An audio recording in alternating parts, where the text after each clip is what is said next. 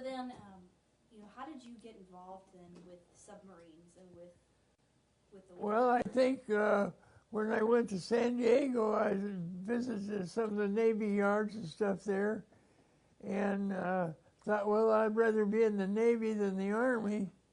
So when the war came up and they were looking for young guys to get in the service, well, I joined the Navy. And the first thing they did is put me into a submarine. And the first submarine I was in was the USS Skipjack.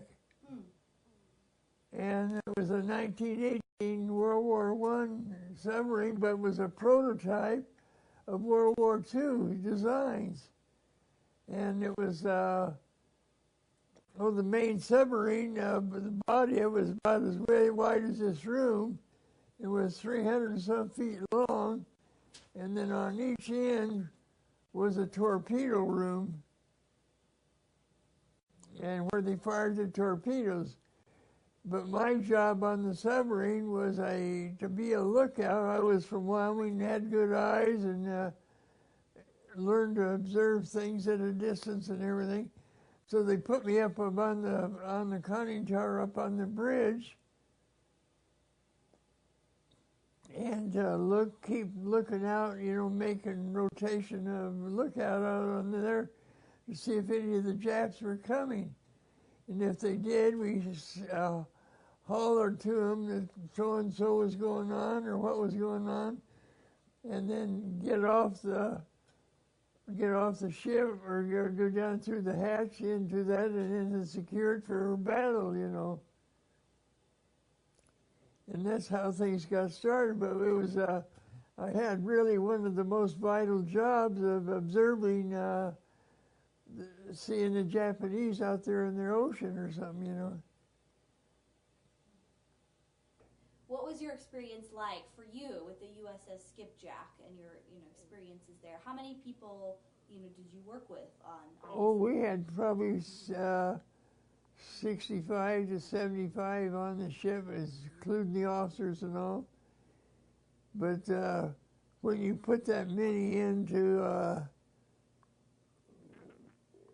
of all the different jobs that they had to do, from mechanics to run the diesel engines, to the lookouts, to control systems, radios, telephones, what little stuff they had in television and stuff in those days, communications and all those things. It took quite a number of people, let alone to be torpedo men and technicians to be able to get the torpedoes ready to fire and into the torpedo tubes, and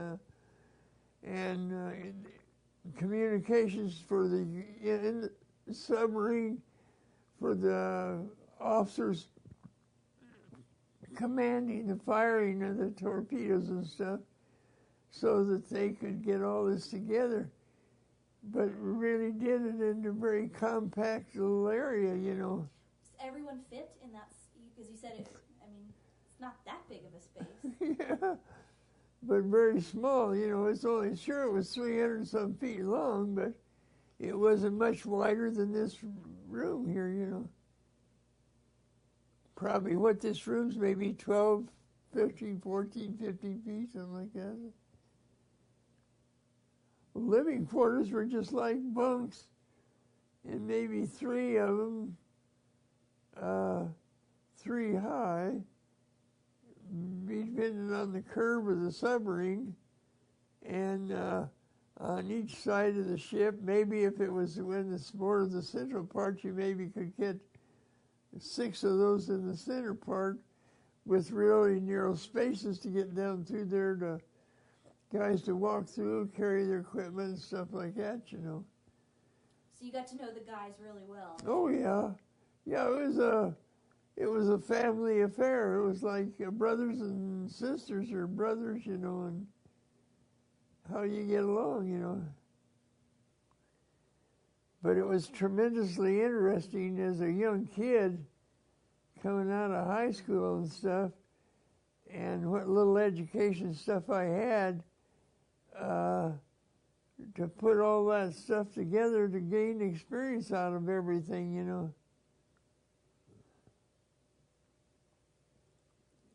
But it was absolutely amazing, the things that the information we could get, and what it all meant, what it all helped us in developing our own future in helping in some way or other, you know.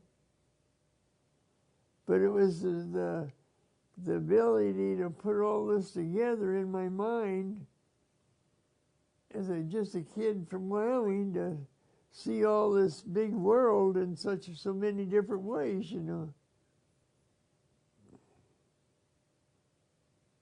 Yeah, I would imagine it's a lot to absorb when you are that age, and you're on a submarine, you're in a big city, you're off the coast of Japan. And you're really impressed at what the heck you're seeing, because you're experiencing the importance of everything in the world at that time was World War II, you know.